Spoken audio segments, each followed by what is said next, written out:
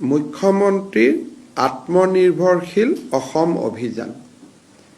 এই স্কিমটোত আমি 2 লাখ টকা কৰি এজন নিবনুৱা যুৱক যুৱতীক নিজৰ উদ্যোগ স্থাপন কৰাৰ বাবে আমি সহায় কৰিম। এনেকুৱা এটা আঁচনি আছিল। 1 লাখ ঘূৰাই দিব, 1 লাখ ঘূৰাই দিব নালাগে। তাৰে যিটো প্ৰথম পৰ্যায়ৰ ইণ্টাৰভিউ আছিলে, সেই ইণ্টাৰভিউটো সমাপ্তি হ'ল।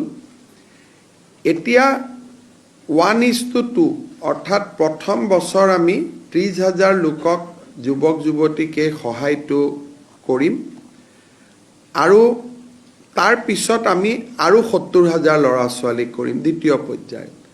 প্ৰথম পৰ্যায়ৰ যিটো 30,000 ল'ৰা ছোৱালীক আমি সহায় কৰিম, তেওঁলোকৰ জিলা পৰ্যায়ৰ ইণ্টাৰভিউ 16 আগষ্টৰ পৰা আমি আৰম্ভ কৰিম আৰু 5 ছেপ্টেম্বৰত আমি এই ইণ্টাৰভিউটো সমাপন কৰিম আৰু 30 ছেপ্টেম্বৰত আমি 30,000 যুৱকক 2 লাখ টকাৰ যিটো আঁচনি, সেই আঁচনিৰ অংশসমূহ আমি বিতৰণ কৰিম আৰু জিলা উপায়ুক্তসকলৰ লগত এই বিষয়ে আমি ডিটেইল আলোচনা কৰিলোঁ, যাতে কোনো ক্ষেত্ৰতে ক'তো খেলিমেলি নহয়।